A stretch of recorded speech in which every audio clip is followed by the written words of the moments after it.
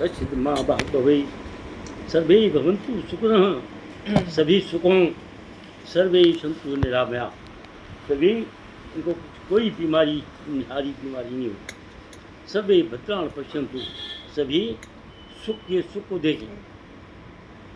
माँ कश्चित् भाव हुए थे हे माता इनके सबके ऊपर कृपा करना, हे भगवान सबके ऊपर कृपा करना हमारे भक्तजनों पर। सर्वधर्मान् परित्यज्य मामेकं शरणं व्रज अहम त्वां सर्व पापेभ्यो मोक्षयिष्यामि मा शुचः। भगवान ये कहते हैं सर्वधर्मान् परित्यज्य सारे धर्मों को छोड़ दो मेरी शरण में आ जाओ। अहम त्वां सर्व पापेभ्यो सभी पापों से तुम्हारा मैं निस्तारण कर दूंगा। सोचो मत मेरी शरण में आओ। भगवान जी वो हर आदमी कैसे हर एक कोई कह सकता है, इसको तो भगवान जी कह सकते हैं। तो इसलिए भगवान जी के एक एक उसमें बड़ा है। मलिने मोचने कुशाम जल स्नानम दिने दिने सुकृत गीतामृत स्नानम संसार मलनाशनम।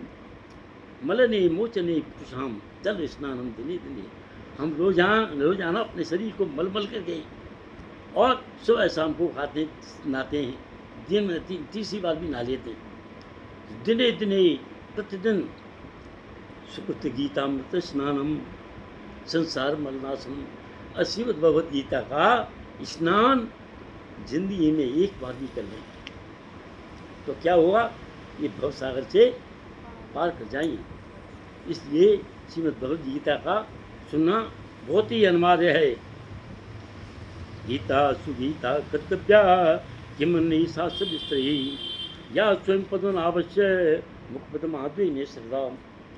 गीता सुगीता कर्तव्या अच्छे गीतों वाली है गीता, अच्छे अच्छे इसमें दिए हुए हैं, निचोड़ दिया हुआ है शास्त्रता का। किम अन्य शास्त्र, फिर हमें दूसरे शास्त्र पढ़ने की क्या आवश्यकता है। या स्वयं पद्मनाभस्य, ये स्वयं पद्मनाभ, पद्मनाभ क्या मतलब है, जिनकी नाभि में पद्म है, नाभि में पद्म है। ब्रह्मा जी जो है उस नाभि में पद्म है, ऊपर सबसे पहले ब्रह्मा स्थापित हुए और ब्रह्मा ने चक्कर काटते रहे कितने हजारों वर्षों तक कि इसने आखिर इसका आदि कहाँ है अंत कहाँ है नहीं मिला। उन्होंने अंत में भगवान जी का स्मरण किया और उसके बाद में भगवान जी ने कहा भाई पुत्र तुझे मैंने इसलिए यहाँ पर भेजा है, स्थापित किया है कि संसार में नहीं रचना है। तो ब्रह्मा क्या है, रचयिता है संसार की। तो इनकी कोई भी भगवान जी की था नहीं ले सकता। भक्तमृत सर्वस्वम विष्णु भक्ता विनिश्चितम गीता गंगोदकम पीत्वा पुनर्जन्म विद्यते। ये तो पहले भी बताया था, कल भी बताया था। क्या है, जैसे महाभारत है, महाभारत जो है वो श्रीमद् भगवद गीता है इनमें से निकली हुई। इन्होंने श्रीमद् भगवद गीता में तो भगवान जी का 1 घंटे का वो है, उसमें उन्होंने पूरा निचोड़ दे दिया है और उसमें सारे वो बता दिए हैं कि भाई कैसे कैसे रहना चाहिए इस संसार में, सब कुछ दिया हुआ है उन्होंने। और जो इनको समझ लेता है उसका पुनर्जन्म नहीं होता। और जाने के बाद में, जाने के टाइम पे गंगा जल का और तुलसी दल को दे करके उनको पिला दूँ तब उनका अवतार हो जाता है। तो इसलिए हमें श्रीमद् भगवद गीता को बहुत ही मान करके करना चाहिए। सर्वोपनिषदो गावो दुग्धा गीता गोपालनम ननः पार्थो वत्सुति मुक्ता दुग्धम गीतामृतम महत। सर्वोपनिषदो गावो, सारे वेद प्राण जितने हैं वो क्या हैं, वो हैं गाय। और दुग्धा गोपाल नंदन, उन गायों को दूध करने वाला कौन है, गोपाल नंदन भगवान है। पार्थो वत्स, और पार्थ कौन है, अर्जुन। अर्जुन अर्जुन क्या है, अर्जुन बछड़ा है। सुधीर भोक्ता दुग्धम गीता मृतम। और जितने भक्त हैं उस दुग्ध का जो पाल कर रहे हैं, कौन से दुग्ध का? इसमें भगवत गीता का दुग्ध है। वो क्या है उनको लिए? वो गीतामृत मस्त को पान करने वाले, उनका सबका उद्धार हो जाएगा। ये भगवान जी कहते हैं, एकम शास्त्रम देवकी पुत्र गीतम, एको देवो देवकी पुत्र, एकम मंत्र तस्य नामानि यानि, कर्मपेकम तस्य देवत्व सेवा। एकम शास्त्रम, हमारे लिए एक ही शास्त्र हो। जगह जगह पे क्यों भागते फिर पत्ते पत्ते पे? एक ही शास्त्र हो। देव की पुत्र गीतम, देव की पुत्र के गीत, गीता मतलब गीता। देव के पुत्र कौन है? श्री कृष्ण जी। उनकी गीता पढ़ने को एको देवो देव की पुत्र है, और एक ही को माने हम। क्यों? क्यों वही देव की पुत्र हैं। और कर्मापेकम तस्य देवस्य सेवा, और यही हमारी भगवान की सेवा है। इससे आगे हम कभी जहाँ भी कुछ करते हैं वो क्या है? सब बेकार है। नब्दा भक्ति कल बताई थी, सत्संग है, कथा है, गुरु समर्पण है, गु गायन है, दृढ़ निश्चय है, इंद्रिय निग्रह है, राम मैं हो जाना, सिया राम मैं सब जगह जानी, करूँ प्रणाम जो युग पानी। संतोष है, संतुष्ट सततम योगी, यथात्मा दृढ़ निश्चय, मैं मद बुद्धियो मद भक्त समिति। जो संतुष्ट है, आदमी की जीवन में क्या जरूरी है? क्या है सबसे ज़्यादा? संतुष्ट रहना। जो कुछ ये इनके प्रकार जो कुछ भगवान ने हमको दे दिया है उससे ही हम संतुष्ट हैं। देख पढ़ाई क्यों पढ़ी मत ललचावे जी।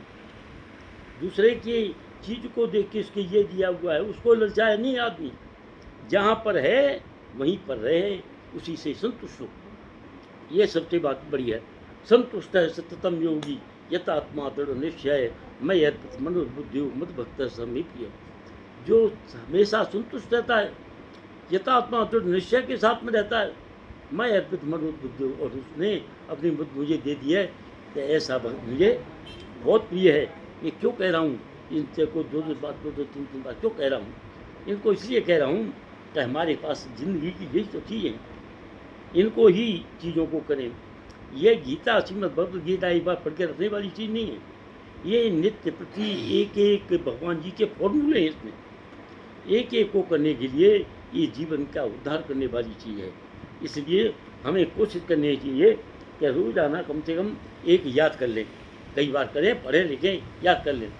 तो याद करने से गीता का एक एक शब्द है वो निचोड़ है, इसलिए उनको याद करें। और क्या है? दृढ़ निश्चय के साथ करें। ऐसा नहीं आजकल ये से छोड़ो यार कल नहीं, अरे दृढ़ निश्चय करो। दृढ़ निश्चय हो जाएगा, वो क्यों नहीं काम होगा। दृढ़ निश्चय के साथ में इंद्रिय निग्रह कंट्रोल करने के बाद में भगवान जी के ऊपर कंट्रोल करो भगवान के नाम में, और सभी राममय में दिखाई देंगे सब। सिया राममय सब जगह जानी, करुण प्रणाम जो रियो पानी। वो कहते हैं हनुमान जी के उसमें है कहा है। और तुलसीदास जी कह रहे हैं मुझे तो सब दुनिया सिया राममय दिखाई दे रही है। करुण प्रणाम जो रियो पानी। और मैं सबको हाथ जोड़ करके नमस्कार करता हूँ। तो ये है भगवान जी का जितना भी काम है। सत्संग सत्य सुतरें सत्संगति पाई, पारस प्रत कुदात सुहाई। पास को छूने से और लोहा भी सोना बन जाता है।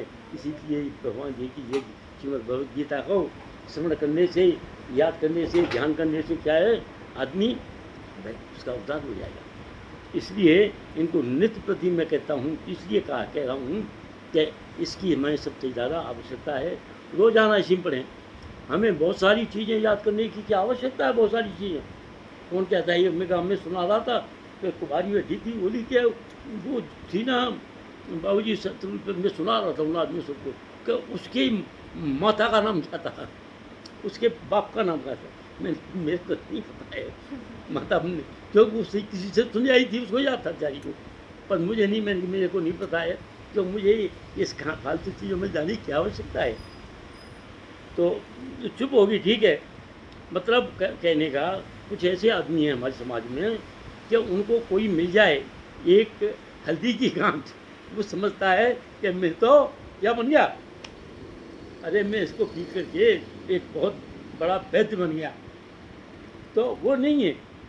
भाई भगवान जी की तो अथाह चीज़ें हैं, बहुत सारी बातें, किस किस के नाम को याद करते फिरेंगे हम। हमें तो एकम शास्त्रम देवकी पुत्र गीतम, एको देव देवकी पुत्र, एक मंत्र से नामानी यानी कर्मापेकम तत्व से देवस्य सेवा। मेरे लिए तो एक ही है, उसी के लिए हूँ, मैं क्यों दुनिया में भागूँ।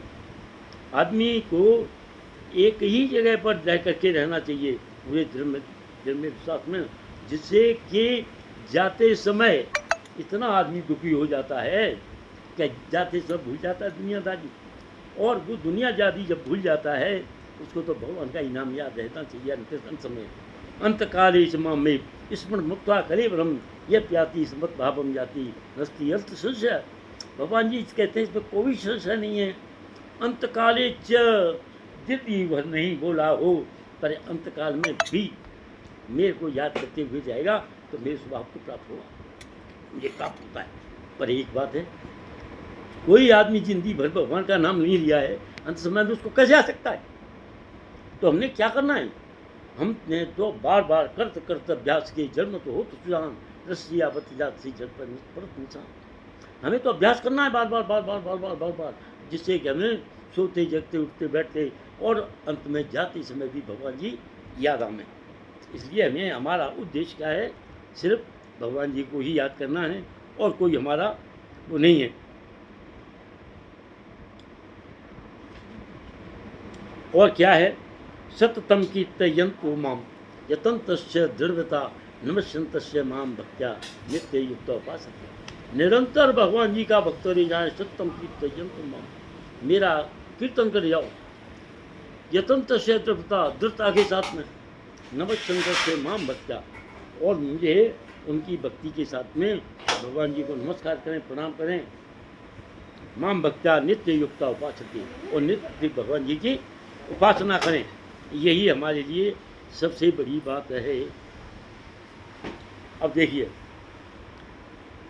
कुरुक्षेत्र के युद्ध में सैन्य निरीक्षण, कुरुक्षेत्र का युद्ध हो रहा है, और कुरुक्षेत्र के युद्ध में एक उसकी धृतराष्ट्र के बेटे की, उसकी बहुत बड़ी सेना है, और वो कह रहा है कि मेरे साथ में तो भीष्मता है, मेरे पास में द्रोणाचार्य मेरे साथ में, बड़े बड़े योद्धा मेरे पास में, मैं खुद सबसे ज़्यादा हूँ। और उधर कौन है, उधर तो भीम है अकेला, क्योंकि दुर्योधन को शत्रुता थी वो भीम से थी, और वो भी गदा युद्ध वाला था, वो भी गदा युद्ध वाले थे, तो वो अपनी उनसे समझता था बस, और बोला बाद बाकी तो ये सब नबी जीते उन सबको बात दूंगा मैं, उसको किसी का वो नहीं पता था। तो इसलिए उसकी शत्रुता थी किससे, अकेले भीम से। इसलिए उसको ये थी कि मेरी तो विजय हर हालत में होती है। तो बहुत चालाक था, और इतना चालाक था कि कहता था कि भाई मैं ये है क्या, लड़ाई वड़ाई कुछ नहीं है, ये तो 2-4 दिन में करके ख़त्म कर दूँगा मैं। पर उसको यह नहीं है। देखिए, आदमी कुछ ऐसे होते हैं अंधविश्वासी कि ये हो जाएगा, और ये सोचते हैं कि ये काम मैं कर दूँगा। असल में क्या है, मुझे क्या ये पता है कि मेरे साथ में लड़ने वाले हैं, क्या वो दिल से मेरे साथ लड़ने वाले हैं। कुछ तो ऐसे मेरे साथ लड़ रहे हैं कि मुझे हराने के लिए लड़ रहे हैं, है कि नहीं।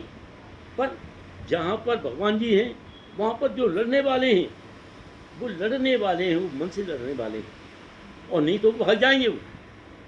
इसलिए देख करके भगवान जी उनको दिखते ही, तो इसलिए क्या है, अब देखो इसमें पहले श्लोक से ही श्रीमद् भगवद गीता का निचोड़ दिया हुआ है। पहला श्लोक में धर्म क्षेत्रे कुरुक्षेत्रे संवेता जुक्सव माम का पान का शिव किम कुरुत संजय।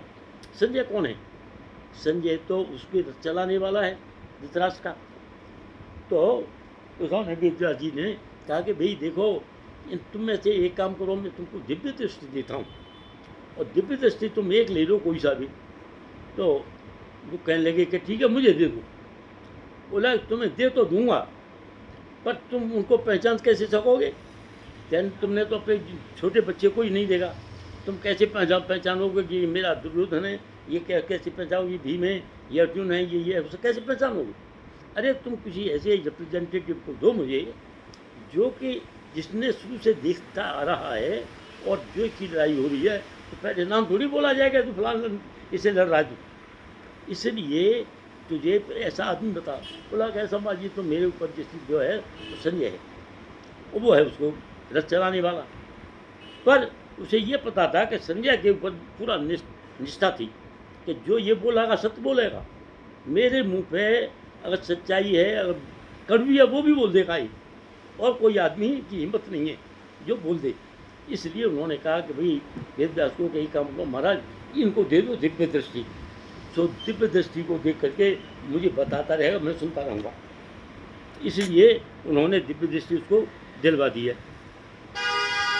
अब क्या है, दशरथ ने कहा कि हे संजय, धन क्षेत्र कुरुक्षेत्र की युद्ध में इच्छा से एकत्रित हुए मेरे और पांडवों के पुत्रों में क्या हुआ। ये एक लाइन जो है ये पूरा युद्ध कराने वाली है। हम सोचे तो कैसे, अरे भाई कौरव और पांडव दोनों एक ही के आगे के संतान हैं और दोनों अलग अलग कब हैं। अगर उस बाप ने ही जो बुजुर्ग आदमी है, उसका जो हेड है, जो राजा है, वही कर रहा है कि मेरे पुत्र और मेरे भाई के पुत्र है, हो जाता है डिफरेंस। तो यही कारण है ये पूरी इसका गीता है। यही कारण हमारे घरों में भी है, यही कारण है हमारे रिश्तेदारियों नाते रिश्तेदारियों में सब में है। आदमी को जहाँ अपनापन आ गया वहीं आदमी की बर्बादी होगी। जब आदमी को अपनापन नहीं आया, वो सब उसके लिए बराबर हैं, तो वहाँ पर युद्ध नहीं होगा। क्योंकि अपनापन आते ही कहेगा जो जो मेरे ही लिए हो, मेरे बच्चों के लिए हो, मेरे इसके लिए नहीं हो। वो दूसरे की नहीं सोचा, वो ये नहीं सोचा ये भी इसका ये साथ का है, इसलिए ये हो गया।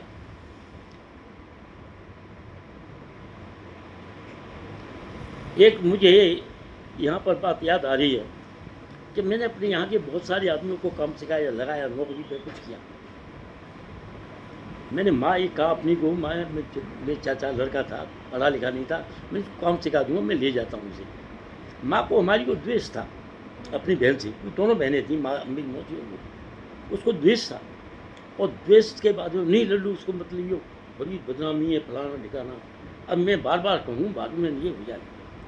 मैं लाया क्यों नहीं उसको, क्योंकि माँ को हमारी को अच्छा नहीं लगता था। मेरी माँ मतलब इस मामले में ठीक नहीं थी, और मुझे आज तक भी माँ को मर गई, मौसी मर गई, चाचा मर गए, सब मर गए, पिताजी मर गए, सारे मर गए, पापा मर गए।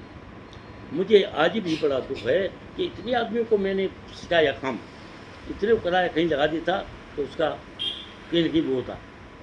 बाद में वो महात्मा बन गया, बच्चे बच्चे रह गए उसके, वो कोई अच्छे ठिकाने पे नहीं, सब ऐसे ही चल रहा है उनका। तो इसलिए ये जो है आगे के जितने भी वो है वो खराब है। हमारी माँ कहती थी कि बेटा हमारे जितने हुए हैं, 2 हुए हैं, उनमें एक की संतान चली है, एक की नहीं चली है। मैंने कहा ये तू बेकार की बात करती है, मुझसे झगड़ा होता था, मैं बोलता नहीं था। लालची ये नहीं था कि ये मेरे को बहुत ज़्यादा घृणा की दृष्टि से देखे, कहना भी मानता था, पर मुझे दुख भी है, ऐसा नहीं करना चाहिए। ये मेरे लिए बहुत बड़ा दुख है, और अपने साथ भी ले जाऊँगा। मैं नहीं चाहता था उसको सिखा के पढ़ा लिखा करके और यहाँ कर देता, काम करवाता, तो मानते थे वो भी बच्चे मेरे। अब क्या करें, धर्म के 4 चरण हैं, कौन कौन से हैं? सत्य, दया, तप, दान। क्या है धर्म का? सत्य। आदमी को सत्य तो बोलना चाहिए, सत्य से डरना चाहिए नहीं चाहिए। सत्य बोलने वाले आदमी की कितने भी वो होते हैं, वो सत्य पर न्यौछावर कर देता है। मैंने अपने ऊपर भी देखा, पूरी नींव में सत्य से भी किया है। दया आनी चाहिए आदमी को, दूसरों पर दया आनी चाहिए। दान जितना दे सकता है किसी के साथ में करे। सोच, धैर्य, शुद्धता, इसको जब भी करे शुद्धता से करे, धैर्य के साथ करे। अब इसमें सुझाव क्या है? अब सुझाव है स्वयं को विशिष्ट सुझाव देना। डॉक्टर जोसेफ मर्फी साहब, ये है जर्मनी, वो है लेखक है, और उसने अपनी भाषा में लिखा है। वहाँ सकारात्मक सुझाव चिंता, परेशानी, तनाव, असफलता से होने की सहायता करता है। जो सुझाव सही है वो सुझाव सिर्फ अपनों को ही नहीं, अपने दुश्मनों को भी आगे से ही कर देता है। सकारात्मक हो, जो सही सुझाव हो। ऐसा नहीं उसको चक्कर में डाले। तो कभी भी आदमी भगवान का भक्त वही है कि अपने ही शत्रु को भी सुझाव देना है तो सच सही सुझाव दो, उसको गलत सुझाव मत दो। तो क्योंकि ये चिंता में गलत सुझाव क्या करेगा, उसे खुद भी चिंतित रहेगा और दूसरों को भी चिंता में डालेगा, खुद भी परेशान रहेगा और दूसरे को भी रहेगा, तनावग्रस्त रहेगा कि ऐसा काम क्यों नहीं किया मैंने। इसलिए सुझाव वही मानो जो सही हो, किसी के तुम्हारी फेवल नहीं हो, तुम्हारी आत्मा कह रही है, किसकी मानो, आत्मा। आदमी के अंदर सबसे बड़ी बात क्या है, सबसे बड़ा कौन है, आत्मा। उसकी आत्मा जो कह रही है उसको अच्छी तरह सोचे कि मैं जो कर रहा हूँ मेरी आत्मा क्या कह रही है, उसकी आत्मा कह रही है उसको करे। भगवान के भक्त की आत्मा सही सुझाव देंगी, हमेशा गलत नहीं रहेगी। और यही असफलता से उभरने का भी वो है। आदमी सब असफल नहीं होगा, उसकी रखेगा। आदमी स्वयं से हार जाता है और टूट जाता है, किंतु अगर उनको भगवान के प्रति निष्ठा होती है तो वो टूटता नहीं है और वो भगवान की निष्ठा के साथ में बना रहता है। समाधान के लिए दूसरों से सुने, इसके समाधान कैसे होंगे। अरे तुम किसी आदमी की बात की सुन नहीं रहे हो और निर्णय ले रहे हो तो क्या होगा, तुम्हारी बात तो होगी, गलत भी हो सकती है, सही भी हो सकती है, किंतु निर्णय जो लो तो निर्णय लो, दूसरे की भी सुनो, अपनी आत्मा को पूछो और तुम्हारी आत्मा में जो आएगा उसे ही। आदमी की आत्मा जो है, जिस भगवान का भक्त है तो उसकी आत्मा गलत स्वभाव को नहीं देगी सुझाव, वो सही सुझाव देगी। और आदमी जिंदगी भर याद रखता है, भगवान का भक्त जो है अगर उसने जितने भी काम किए होते हैं गलत हो गए होते हैं, किए होते हैं या जैसे भी होता है, उनको ध्यान रखता है ये मैं गलत काम किया था और वो आखिरी टाइम तक याद रखता है। इसलिए वो हिसाब रखता है, ऐसा काम मत करो, तुम्हें हमेशा अंत तक और ध्यान रखना पड़े उसका। हिम्मत बनाए रखे आदमी और कभी भी असफलता को यह न रखे कि यह असफल है। आदमी को अपनी असफलता से भी सीखना चाहिए कि मैं असफल हुआ हूँ तो कैसे हो गया हूँ। मनुष्य अपना स्वयं ही भाग्य विधाता है, अपने भाग्य को बनाने वाला मनुष्य स्वयं ही है। क्यों कि वो निर्णय जो लेता है वो सही निर्णय तभी ले सकता है जब भगवान को साक्षी हो गया, हे भगवान ये मैं काम कर रहा हूँ, क्या ये सही है या गलत है, मुझे इसमें रक्षा करना, भगवान को रक्षा करेंगे। और अगर वो आदमी ईश्वरनिष्ठ नहीं है तो वो ऐसी बात सोचेगा ही नहीं और उनके जो कर्म जो है करेगा उसका फल भी उसको सही मिलेगा। तत्काल स्वभाव से जैसे ही भीम को कुछ ऐसे हैं कि भीम को जैसे ही विष दिया तो उसने सोचा ही तो मर गया और वही एक बहुत बड़ा कारण बना, मर गया, इसको दे दिया, वो चला गया नीचे और वो जो ही भीम जो है नीचे से बड़ा योद्धा बन के निकला है। तो इसलिए ऐसा सुझाव न दे किसी को भी और ऐसी चीज़ न दे, विष दोगे तो वो मर गया तो तुम्हारे पूरे परिवार को नष्ट कर देगा, इसलिए उसे सुझाव दो। और किसी के साथ में छल कपट मत करो, जो बात करना है उसको बताओ, भी तुम्हारी ये चीज़ मुझे अच्छी नहीं लगी, तो छल कपट मत करो, किसी तरह का बुरा नहीं हो। प्रारब्ध है के अनुसार पुरुषार्थ में कम हो सकते हैं, समाप्त नहीं हो सकते। हमें जो चीज़ मिल गई, हमने जो कर्म किए उसका गलत तो मिलेगा, रिजल्ट तो गलत मिलेगा। इसकी कितनी भी भक्ति कर लो उसका तुम्हें फल अवश्य मिलेगा। ये नहीं सोचो कि हमने भगवान जी से कितनी माफ़ हो गया, कैसे माफ़ हो जाएंगे भाई, तुमने गलत काम किए तो। अप्रारब्ध फलम पापम बीजम मूलम बीजम फलोन्मुखम प्रीत। ये है, ये पूरा नहीं, मैंने ध्यान नहीं है मुझे इसका।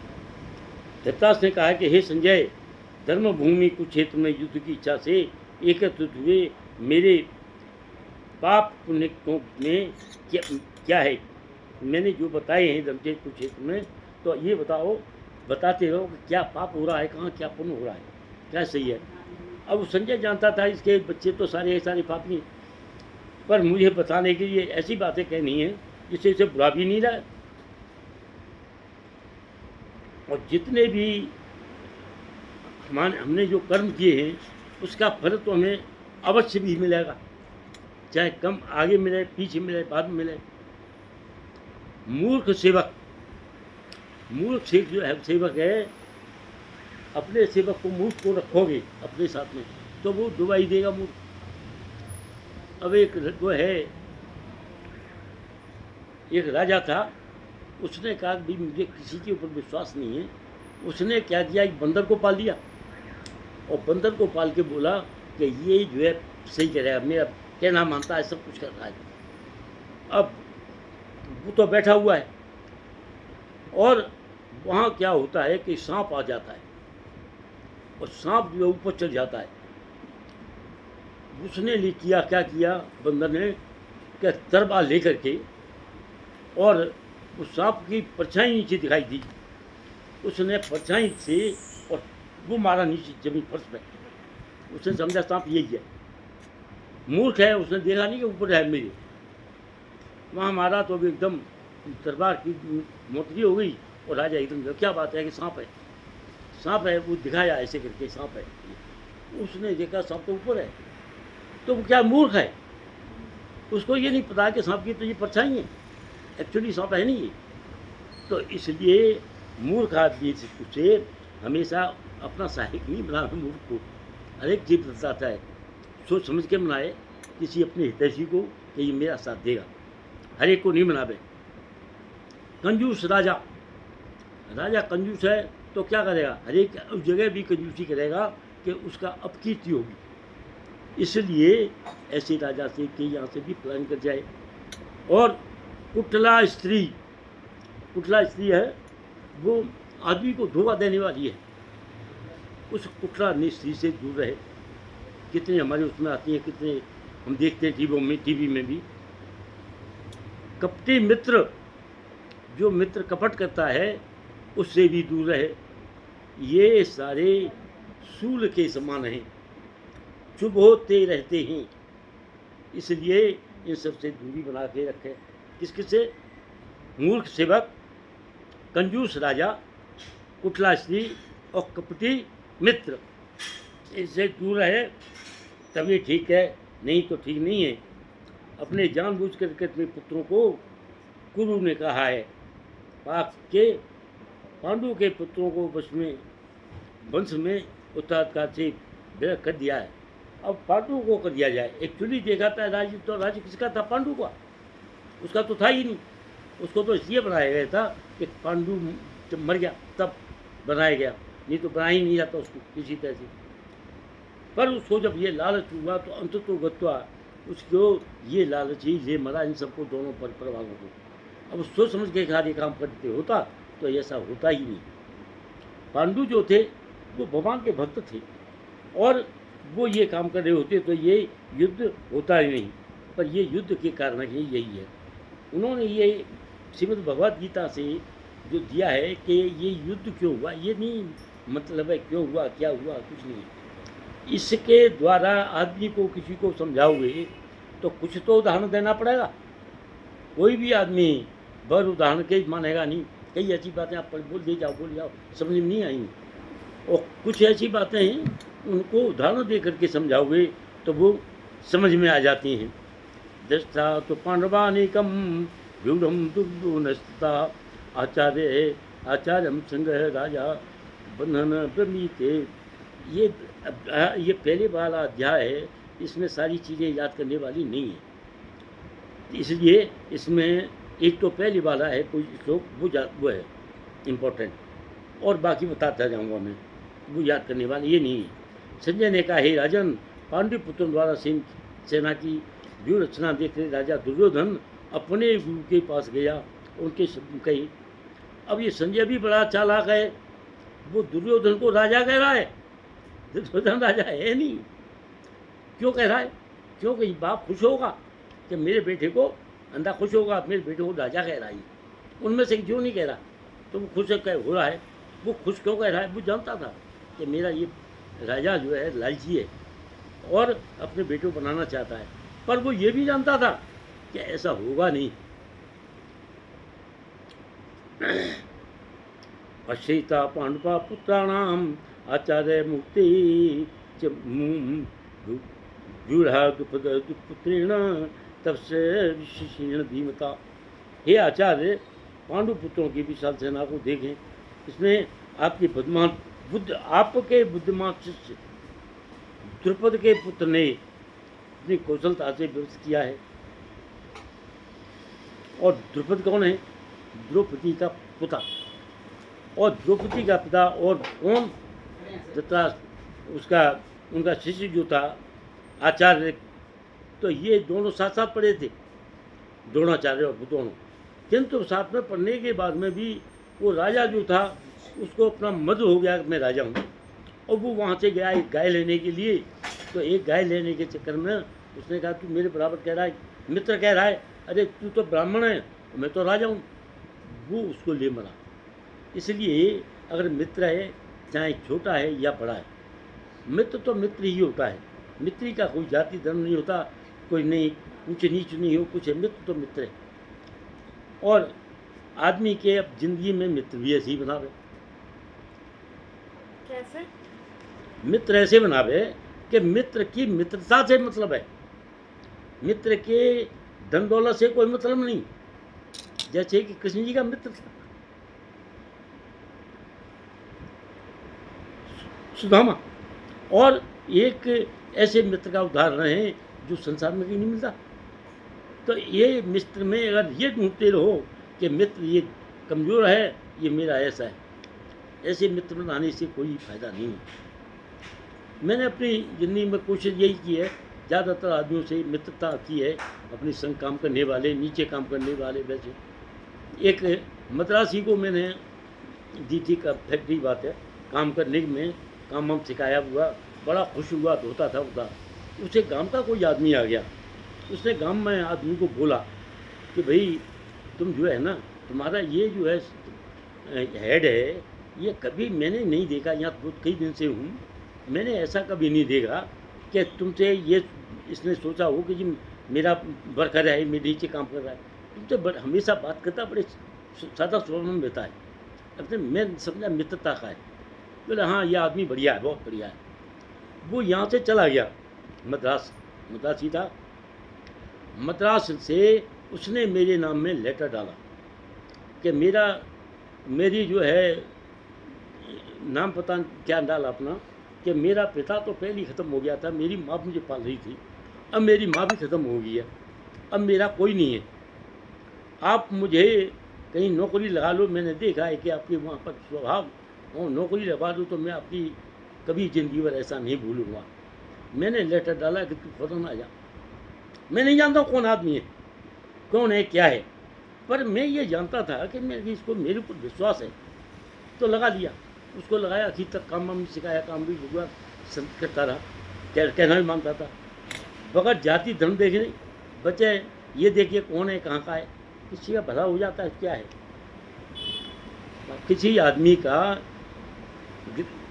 गिरादपि न दातव्यम, किसी आदमी का घर से कोई मत दो। अपनी बातों से, किसी के वचन बोलने से किसी तुम्हें क्या दरिद्रता आ जाएगी। तो अपने घर से मत दो, जेब में से मत दो, और सिर्फ वचनों से किसी का भला हो जाए उसको अवश्य कर दो। यह मन सोचा कि ये कौन है। पश्चाती व पांडुपुत्राणाम आचार्य चमु दिव्याम पुत्रेण तब विषेण धीमता। ये याद करने की जरूरत नहीं है, ये बेकार की चीज़ें हैं। हे आचार्य, पांडुपुत्रों के विशाल सेनाम को देखें, जिसे ये विद्यमान शिष्य द्रुपद के पुत्रों में कौशलता में विकसित किया गया है। अब वो यहाँ पर हर बार यही बताता है, उसका धृतराष्ट्र का ये संजय के यही बता रहा हर बार कि उसको उसके बेटे के ऊपर बताऊं कि तेरा बेटे ने कितनी बढ़िया तरह से सेना सजाई हुई है। क्यों कह रहा है वो बार बार, क्यों कह, अगर ऐसे हुआ तो बात ही नहीं सुनाएगा मेरी, इसलिए वो चापलूसी कर रहा है। क्या ये मेरी बात तभी सुनेगा जब इसके बेटे कहूँ कि ये जो है तुम्हारा बहुत अच्छा कर रहा है।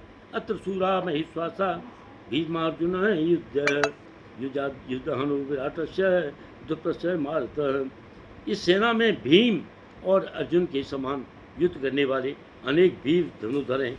भीम अर्जुन तुम मन सकते हो कि बोलते हैं, तुम्हारी सेना में बहुत हैं। यथा महारथी युद्धहन विराट द्रुपद, ये सब तुम्हारे एक तत्व हैं।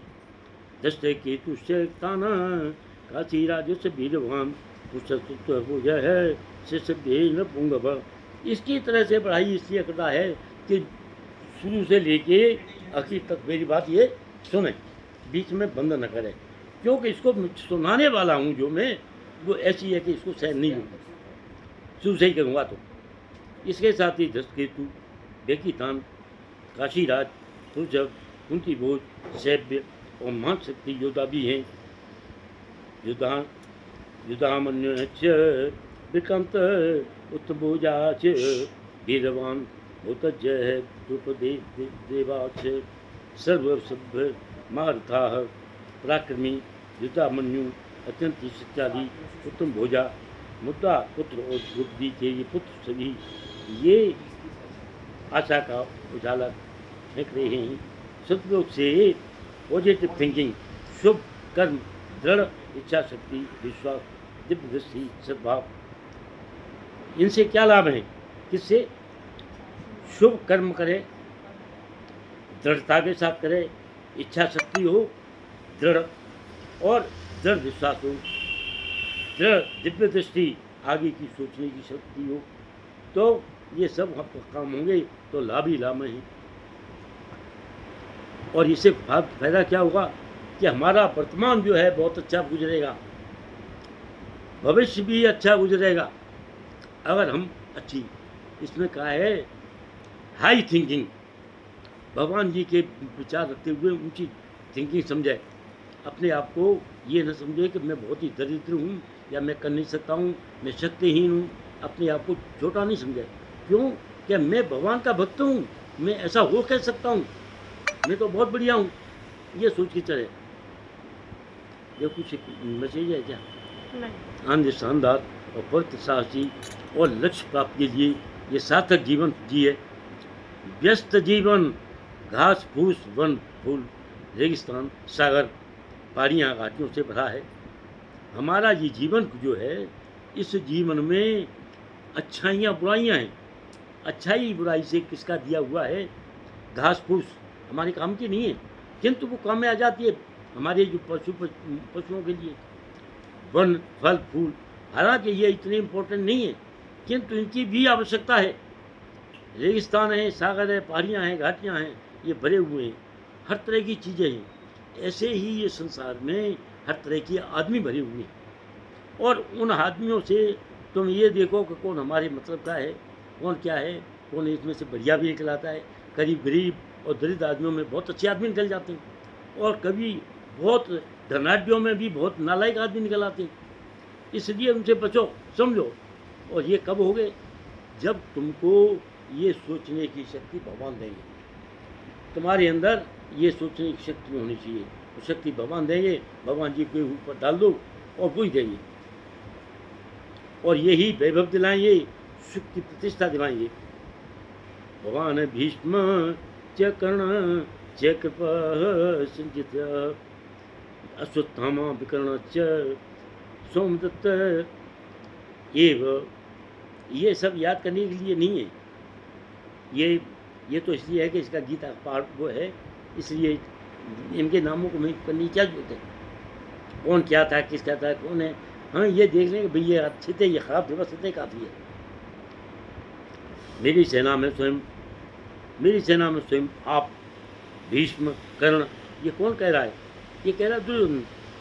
दुर्योधन अपने सेना नायकों को कह रहा है, सेना जो बोलने वाले हैं, कि मेरी सेना में द्रोणाचार्य आप स्वयं, भीष्म, कर्ण, कृपाचार्य, अश्वत्थामा, विकर्ण और सोमदत्त तथा पुत्र भूश्रवा आदि हैं, युद्ध में सदैव विजयी रहे हैं। इन्होंने कभी विजय का पराजय का मुंह नहीं देखा, सब विजयी रहे हो। तो ये लड़ाई जो पांडवों से हो रही है, इसमें आप विजयी ही रहेंगे, क्योंकि पांडवों की तो बहुत छोटी सेना है और मेरी तो इतनी विशाल सेना है। और इन विशाल सेना में भी भगवान की एक चुनी सेना आई है। कृष्ण जी के पास गए हैं तो जा करके कृष्ण जी सो रहे हैं तो पैरों की तरफ तो बैठ गया अर्जुन, और वो जो है अपने दिल में घमंड रखता था मैं इसके पैरों पर क्यों खड़ा हूँ, वो सिर की तरफ सोए खड़ा बैठा। तो कृष्ण जी की जब निगाह उल्टी हुई और खड़े हुए तो उनकी निगाह में अर्जुन पड़ा। तो बोले कि अर्जुन अरे कैसे आए हो, वो नहीं देखा। अब हो सकता है कि उनके दिमाग नहीं पड़ा या देखना नहीं आते थे। तो भगवान ने कहो तुम कैसे आए हो, कि भाई मैं जो है बता नहीं पाए। तब तो वो बोला कहना नहीं हुआ स्टार्ट हुआ, वो कहने लगा कि मैं भी आया हूँ। अरे तुम भी आए हो, कहला हाँ। कैसे आए हो तुम, बोला कि मैं आपसे कुछ मांगने आया हूँ। वो कहने लगा पहले मुझे दूँ, क्योंकि मैं पहले आया हूँ उससे, मैं पहले आ गया तो ये तो बाद में आया है। अर्जुन बोला भाई मैंने देखा तो इसको पहले, तुझे नहीं देखा है, तो क्या चाहते हो। तो अर्जुन बोला कि तुम आओ भैया, तुम क्या चाहते हो। एक तरफ तो मेरी पूरी सेना है, छोटी सेना, और एक तरफ मैं अकेला हूँगा और वो भी हथियार हाथ में नहीं लाऊंगा। अर्जुन बोला ठीक है ठीक है, आप मेरे पास निहत्ते और मेरे साथ हो, मैं इतना ही काफ़ी है मेरे लिए। और वो अंदर ही अंदर बड़ा खुश हो रहा है कि इसकी पूरी सेना तो मेरे पास होगी और ये अकेले क्या करेंगे, दूसरी इनके पास में हथियार भी नहीं चला सकते। तो वो खुश हो रहा है दुर्योधन।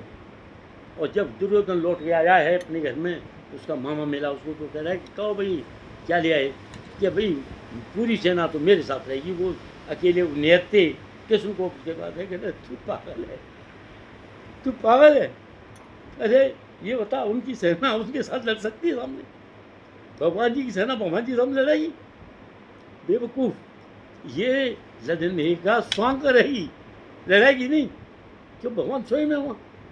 और ये इनका तो देखना ही मात्र बहुत है, इनके द्वारा बताई हुई वाणी ही बहुत है, और जब नहीं चलाएंगे तो उनको जरूरत क्या चलाने की।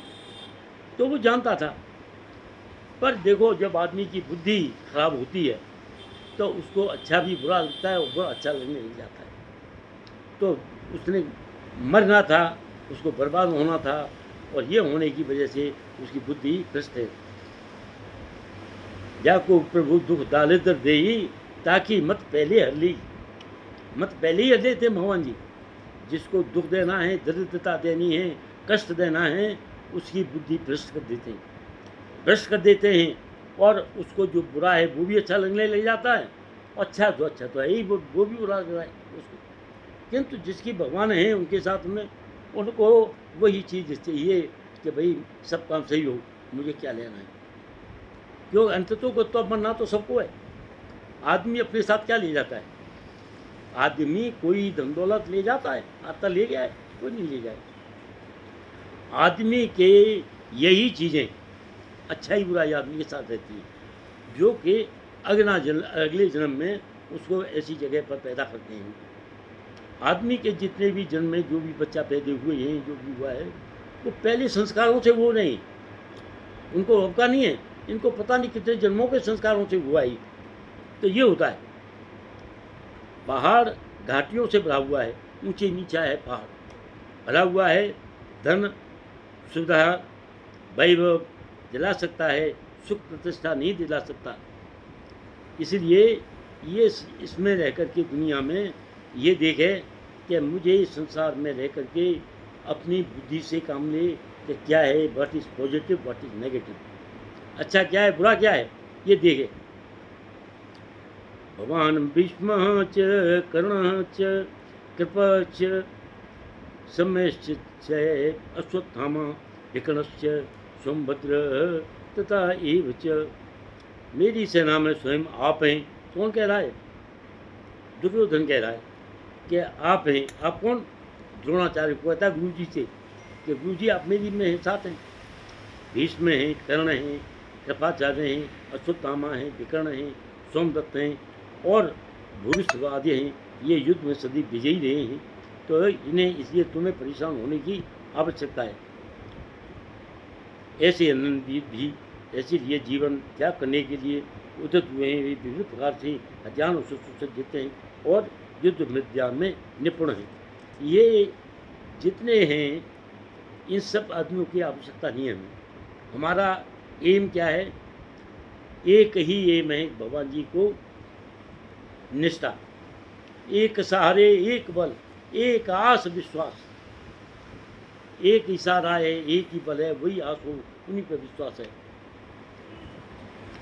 अपर्याप्तम अदस्माकं बलम भीषम विरक्षितः पर्याप्तम एवं बलम भीमासिद्धम। हमारी शरीर शक्ति अपरमेय है।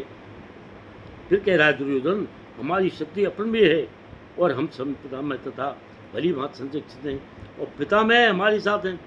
पितामह साथ है, उसका मतलब है पितामह को तो इच्छा मृत्यु मिली हुई है। जब वो तक चाहेंगे नहीं कि मैं मरूं, तब तक मरेंगे नहीं। इच्छा मृत्यु किसने दी है? उनके बाप ने। वो इच्छा मृत्यु मिली हुई है, इसलिए ये मरेंगे नहीं। तो हमें क्या करना है? हमारी सेना को समझा रहा है, हमें क्या करना है कि हमें लड़ना मरना तो करें, हमें तो पितामह की रक्षा करनी है। इन सबको पांडवों को मारने के लिए तो अकेले पितामह बहुत हैं, द्रोणाचार्य बहुत हैं, क्योंकि ये सब गुरु हैं, इनको करने की जरूरत नहीं है। वो ये समझा रहा है, जबकि पांडवों की शक्ति भीम द्वारा भलीभांत संरक्षित है। और वो जो है भीम का दुश्मन है वो, जो भीम भी गदा युद्ध में था और दुर्योधन भी गदा युद्ध में लगता था, इसलिए वो दोनों एक दूसरे थे। भीम उसको ये समझता था कि मैं तो कुछ अपनी सेना में कुछ भी नहीं हूँ, मेरी सेना में तो एक से एक है। भीम जानता था इस बात को, किंतु वो ये सोच रहा था कि इनकी सेना में भीम के अलावा है ही कोई नहीं। क्यों नहीं है भीम के? क्यों भीम ही गदाधार है, मैं भी गदाधार हूँ, हम ही दोनों के ऊपर युद्ध होगा। अर्जुन को तो मैं ऐसे ही मार दूंगा। उसके दिमाग में ये थी। अनन्य च सर्वे यथा भाव विस्तता भीष्म सेवा अभिरंतु भवंती सर्व एक ही। और अतएव चक्रव्यूह में अपने अपने मोर्चे पर खड़े होकर के आप सभी भीष्म पितामह की पूरी पूरी सहायता दें। वो ये कह रहा है कि ये तुम एक काम करो कि इनकी ही सहायता करो, भीष्म पितामह की, और किसी की सहायता करने की जरूरत नहीं है और ना इतनी ज़्यादा लड़ने की जरूरत है। तस्य सजन खर्च है कुरुवृद्ध पितामह सिंह नादम विनय सूजे शंकर दम्भो प्रभेवान। तब कुरुवंश के वयोवृद्ध परम प्रतापी एवं प्रतिपिता ने सिंह गर्जना की किसी ध्वनि करने वाले अपने शंख को उच्च बजाया और दुर्योधन को हर्ष हुआ। तो पितामह ने क्या किया कि पितामह समझ रहे थे अंदर ही अंदर क्या ये दुर्योधन इतनी सारी बकवास कर रहा है, वो क्यों कर रहा है? ये भयभीत है, और भय की वजह से इन सब आदमियों की और उसे ऊँचे बढ़ा रहा है। पर ये भयभीत है, और ये भयभीत कब तक रहेगा? जब तक मैं इसमें दखल नहीं दूंगा। तो भीष्म पितामह ने अपना शंख बजा दिया। वो खुश हुआ कि वाह, अब क्या है, मेरे सेनापति ने बजा दिया ये। तथा शंका च धैर्यम च प्रणव आनय गौमुखा सहसा भक्त शब्द ही। और तत्पश्चात शंख नगाड़े बगुलत रही, सिख सहसा कौरवों की सेना में बजने लग गई, पितामह को बजते ही, और एक ही स्वर में कोलाहल करने लगे। तथा ये युद्धे मैत्री बंधते स्तो भाषव पांडव ज एक दिव्यो शंकुर। दूसरी ओर से श्वेत घोड़े द्वारा खींचे जाने वाले विशाल रथ पर असीम कृष्ण और अर्जुन के अपने दिव्य शंख बजाई। अब अर्जुन का वो क्यों था, ये तो उसमें खासियत थी कि भगवान कृष्ण थे बैठे हुए थे, दूसरे उसके घोड़े जो थे वो सफ़ेद रंग के थे, इसलिए वो अलग से पहचान होता था। अब क्या कहते हैं इसमें, ये सबसे ज़्यादा है इम्पोर्टेंट है जो अभी बोलने वाला है। पंचजन्यम ऋषिकेशो देवदत्त धनंजय पांडुम दुधर्मा महाशंकम भीम कर्मा बकूधर। ये था अमिताभ बच्चन, वो कौन बनेगा करोड़पति, उसमें ये क्वेश्चन आया था। क्या आया था कि ये बताओ कि भगवान कृष्ण जी के संघ का क्या नाम था? अर्जुन के का क्या नाम था? हाँ, तो ये जो लड़की वहाँ हुई थी और वो लड़की ने वो इनाम जीता था ये, क्योंकि ये जब तक जानेगा नहीं तब तक ये नहीं आएगा। तो इसलिए उसने ये बताया था। भगवान कृष्ण ने अपना 5-6 जन्म शंख बजाया। किसने? भगवान कृष्ण ने 5-6 जन्म कहाँ से आया? ये शंख कहाँ से आया उनके पास? 5-6 जन्म कहाँ से आया? संदीपन मुनि के पास कृष्ण जी और बलराम जी जब गए थे तो वहाँ से विदा होने लगे कि महाराज हमारी वो तो पूरी हो गई है, पर आप कुछ बताओ, कोई दक्षिणा हम क्या देके जाएं? बस दक्षिणा तो हम जाएंगे नहीं। और संदीपन मुनि की पत्नी जो थी वो उनसे बड़ा प्यार करती थी, साथ में रखती, खाने पीने का इंतजाम रखती और सबसे ज़्यादा। और वो जानती थी कि ये संदीपन मुनि बार बार बताते हैं कि कोई दिव्य आत्मा है, ये दोनों बलराम जी और कृष्ण जी दिव्य आत्मा हैं। तो बोले कि भाई मुझे कुछ नहीं मांगना, मुझे क्या मांगना है? तो वो कहने लगी पत्नी कि एक काम करो, अगर देना ही है तो हमारा बेटा जो था बचपन में वो इतने दिन साथ हमने पाला और वो रह गया, और वो जो है जैसे गया तो वो गया था यहाँ समुद्र के किनारे, और वहाँ से फिर पता नहीं चला है हमें कहाँ गया, आज तक हमें नहीं पता है। तुम उसको ला सकते हो? वो अगर तुम ला सको तो ले आना, नहीं तो आप वापस चले जाना। कि नहीं बोले कि भाई कुछ से नहीं, हम उन्होंने ये लिया ले आएंगे, और ये हमारा सामान रखा है, ये तभी आएंगे, लौट के आएंगे तब ले जाएंगे। अब वैसे तो हम जा रहे थे। तो अब वो वहाँ से दोनों भाई चल दिए और उन्होंने जा कर के समुद्र के किया है, बाण मारा है, और समुद्र जो है हाथ जोड़ के खड़ा हो गया, और समुद्र ने कहा कि तो भगवान क्या बात है कि भाई वो कहाँ, ये कौन ले गया? ऐसे इनका पुत्र था, इसको कौन ले जाए? पुत्र को कैसे नहीं है, मिल नहीं रहा है ये पुत्र। तो उन्होंने क्या किया कि एक समुद्र ने बताया है कि यहाँ पर एक पंचजन नामक का राक्षस है, और वो राक्षस जो है वो उसको ले जाए, और उसके छोटा सा करके शंख के अंदर बैठा है। उस शंख का नाम है पंचजन, जिसके अंदर राक्षस बैठा हुआ है। तो उन्होंने उस राक्षस को मारा है, और राक्षस को मार के लेके आए हैं, और साथ में उस शंख को ले आए पंचजन को, जो कि दुनिया में सबसे प्रसिद्ध था। वो ले आके जाए और उनके बेटे को लेके आए।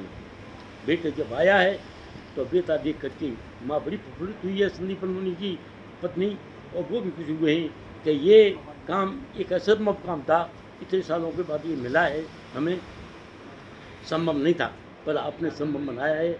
आप कोई साधारण मनुष्य नहीं है, आप जरूर भगवान हैं। उनको निष्ठा बढ़ गई है, और वो भी तब वहाँ से दे करके गुरु दक्षिणा में उसको तो वहाँ छोड़ा है, और शंख को वो खुद ले आए हैं। तो श्री कृष्ण भगवान का जो वो है वो पंचजन्य नाम का शंख है। पंचजन्य ऋषि केशु, भगवान कृष्ण ने अपना पंचजन्य शंख बजाया, और अर्जुन ने कौन सा बजाया? देवदत्त। देवदत्त अर्जुन का शंख है। और अति भोजी, अति मानवीय, अति भोजी कौन था? और अमानवीय, मतलब जो काम मानव नहीं कर सकते थे, इसलिए उसको कहा है अमानवीय।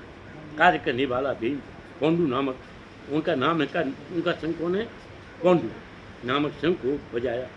ये जो है याद करने लायक है।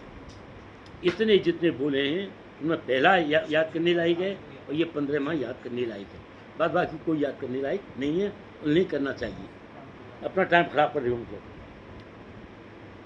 अब क्या है बता रहे हैं, नाम मधुसूदन है, क्योंकि उन्होंने मधु नाम के असुर को मारा था कृष्ण जी ने, इसलिए उनको कहते हैं मधुसूदन। वे गौओं और इंद्रियों को आनंद कर देने वाले हैं, इसलिए उनको कहा गया है गोविंद। ये समझने वाली बात है, याद करने वाली बात है 15 वाले श्लोक में।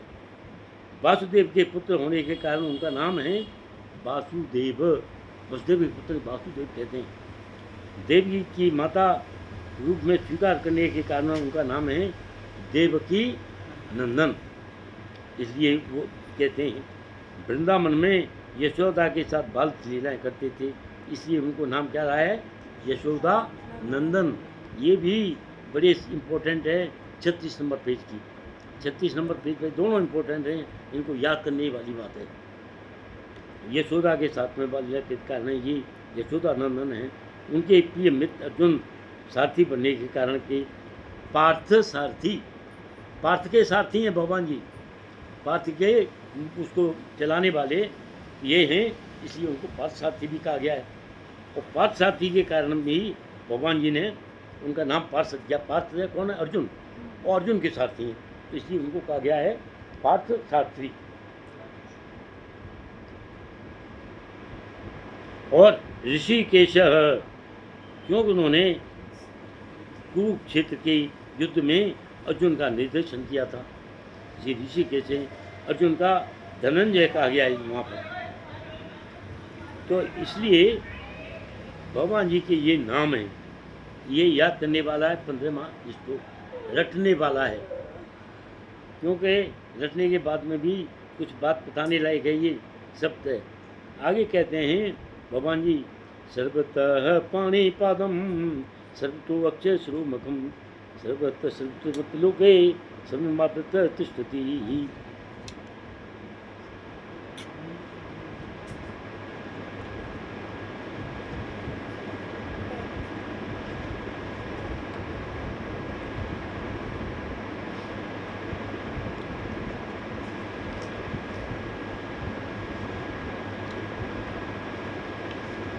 सर्वतः पाणिपादम सर्वतो अक्षय शिरोमुखम सर्वतः सुतमतिलोके सर्वमापृत तिष्ठति। ये अध्याय 13 का है, 14वां श्लोक, बहुत इम्पोर्टेंट है।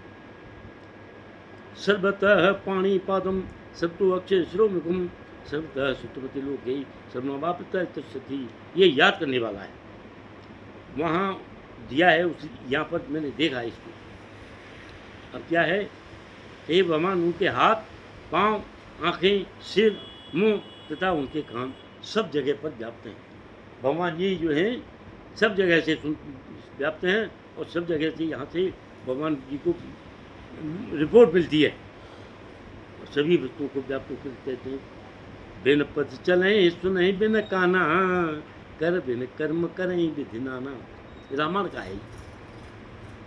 बिन पद चलें, ये संस्कृत को तुलसीदास जी ने हिंदी में लिखा है सूक्ष्म बना करके।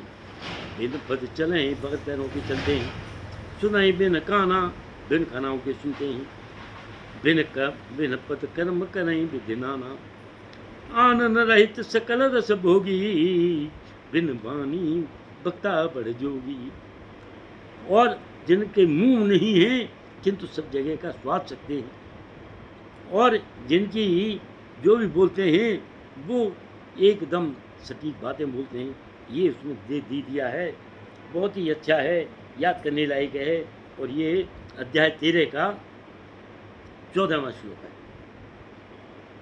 रटने वाला है, सोते सोते भी। तो ये वो चीज़ें बता रहा हूँ साथ ही साथ। अब क्या है,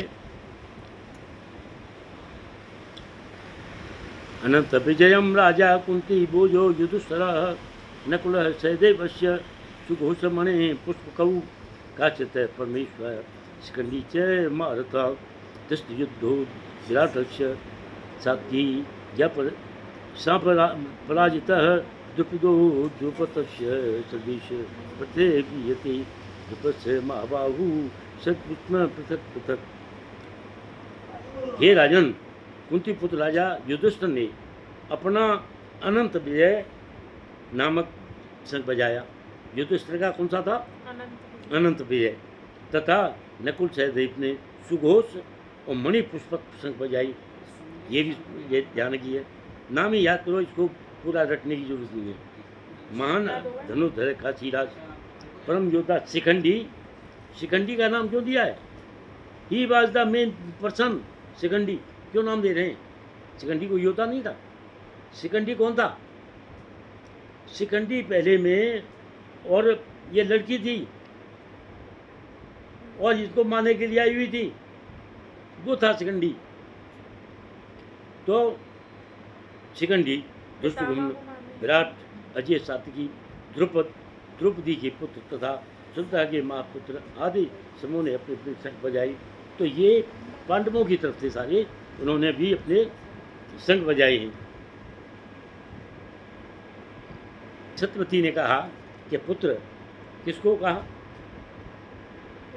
किसको कहा, पितामह को, क्योंकि वो पुत्र बनते शांतनु के बेटा थे वो, और शांतनु के बेटा होने की वजह से उन्होंने उनको माता माना अपनी। तो बोला पुत्र मैं चाहती हूँ कि ये बच्चे मेरे बड़े हो गए, उनकी शादी करनी है। तो उन्होंने देखा कि यहाँ तो ऐसा कोई राजा नहीं है कि जिसकी कन्या इतनी सुंदर हो, तो उनमें से मैं जाऊँगा इस राज्य में, और उनकी राज्य की कौन है, कौन कौन है, अम्बा, अंबिका, अम्बालिका। तो अम्बा बड़ी है, अंबिका और मालिका छोटी बहनें हैं। तो वो भीष्म पितामह गए और जा करके बोले कि भाई चलो उनको राजा के यहाँ कि भाई मैं इन नदियों को ले जा रहा हूँ, तो मैं कोई ऐसा आदमी है तो मुझे रोक सकता है। अब भीष्म पितामह ये तो उनके सामने उन्होंने सबको एक ही बाण में और सबके सिर के मुकुट लेकर रख दी, और पीछे चलो, लड़कियाँ आगे चलने लगी, सब खत्म।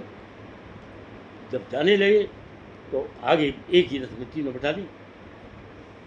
वो लड़की जो थी अम्बा, वो किसी और से प्यार करती थी, वो आ गया और उसको हरा करके भगा दिया उसको। उन्हें नहीं पता था इस बात का। तो घर ले आई, तो घर आकर के उसने अम्मा ने कहा हाथ जोड़ करके कि एक काम करो कि मैं तो उनसे प्यार करती हूँ, उनसे करना साथ चाहती हूँ। बोला चल वहाँ भेज देती हूँ, वहीं ले जाते हैं, वहीं चली जाती। वो दोनों जो थी वो दोनों बच्चों के लिए हल्दी शादी कर होगी, दोनों भाइयों के लिए वो रहेगी। तो वो कहने लगी कि मैं तुझे भीष्म पितामह को, तेने मेरा आदमी मार दिया, तो तू अब अपने साथ शादी कर ले। तो वो कहने लगे कि मैं तो भाई ब्रह्मचर्य, आप ब्रह्मचर्य रहना वो है, जिंदगी बदलना है, मैं नहीं करूँगा तेरे से। तो फिर जा कर के वो उनके गुरु के पास पहुँची, भीष्म पितामह के, कि मैं शादी नहीं करना चाहता है। गुरु ने कहा भाई तेने तो बहुत अनर्थ किया है, ये तो उसको शादी करना, तेने उसको मार दिया, तो तैयार हो जा। तो अपने गुरु से परशुराम से लड़ने के लिए तैयार हो गई भीष्म पितामह, और भीष्म पितामह ने और अपने गुरु को हरा दिया। हराने के बाद में और कहने लगी भाई अब मैं कुछ नहीं कर सकती। अब वो अम्बा जो थी वो बहुत ही दुखी हुई कि भाई ये तो, इससे तो कोई आदमी पार नहीं पा सकता है।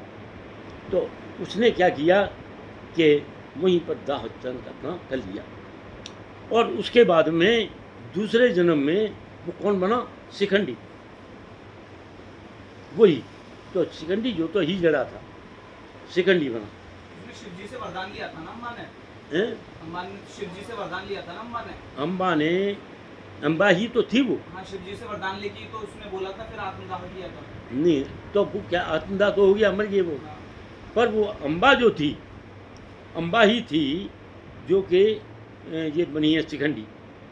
और शिखंडी जो था वो भीष्म पितामह जब वहाँ पर युद्ध हो रहा है, तो युद्ध के टाइम पर द्रौपदी गई है रात को, और भीष्म पितामह के बाद कि महाराज उसके पैर छुए, मुंह बंद था, तो पैर छुए उसे कि अखंड सौभाग्यवती बाप कि महाराज आप तो गुरु जी आप खुद ही माने मेरे आदमी को, तो मैं सौभाग्यवती कैसे रहूँगी। तो मैं बोला पति पहचान नहीं पाया तुझे कि मैं द्रौपदी हूँ, कि मैंने जो कहा है ये मैं वापस नहीं लूँगा।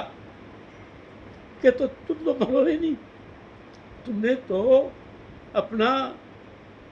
अपनी इच्छा मृत्यु मांगी है, और तुम मरोगे नहीं, मेरी सारी सेना ख़त्म हो जाएगी और हमारी सब खत्म हो जाएंगे।